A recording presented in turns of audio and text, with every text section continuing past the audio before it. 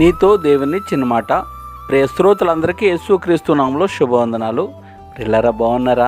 మీరందరూ బాగుండాలని, వాక్యం చేత స్థిరపరచబడాలని మీ కొరకు ప్రార్థిస్తున్నాను. ఈరోజు దేవుని వాక్యము కీర్తనల గ్రంథము 6వ అధ్యాయము 1వ వచనం.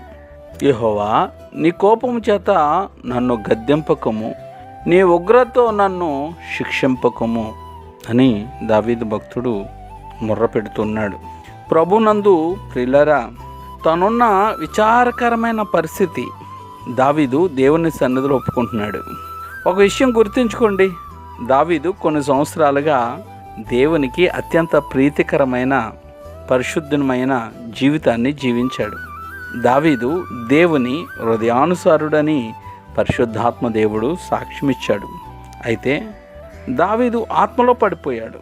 ఇంకా భయంకరం ఏమంటే దాన్ని కప్పిపుచ్చుకోవడానికి ప్రయత్నిస్తున్నాడు. ఏమీ జరగలేదని బయటికి బుకాయిస్తున్నాడు. అది ఎలా ఉంటుందో మనందరికీ తెలుసు కదా, బుకాయింపు.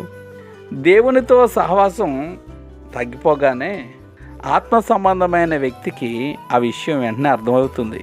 హృదయంలో అగ్ని చల్లారిపోయినప్పుడు ప్రార్థన అలవాటు ప్రకారం వల్లిస్తూ ఉంటాడే కానీ దాచబడిన పాపం మనలో ఉండి మన ఆత్మీయ జీవితాన్ని అది నాశనం చేస్తుందని అతడు గ్రహిస్తాడు.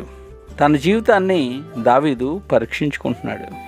అందుకే మనం చూసుకున్నట్లయితే దావీదు భయంకరమైన స్థితిలో ఉన్నప్పటికీ అతని ఆత్మీయ స్థితిని ఈ మొదటి వచనం చూపిస్తూ ఉంది.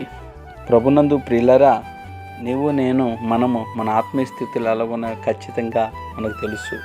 మన ఆత్మీయ స్థితిని దిగజార్చేది ఏదో నీకు నాకు మనకు తెలుసు, అది ఏ పాపం.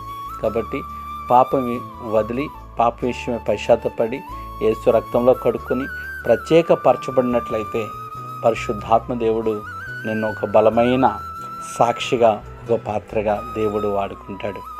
అటు కృప నీకు నాకు మనందరికీ దేవుడు దయచేయునుగాక. Amen. God bless you all. మరణాత షలోమ్. ఈ ఛానల్ లైక్ చేయండి, షేర్ చేయండి, సబ్స్క్రైబ్ చేయండి. ఆమేన్.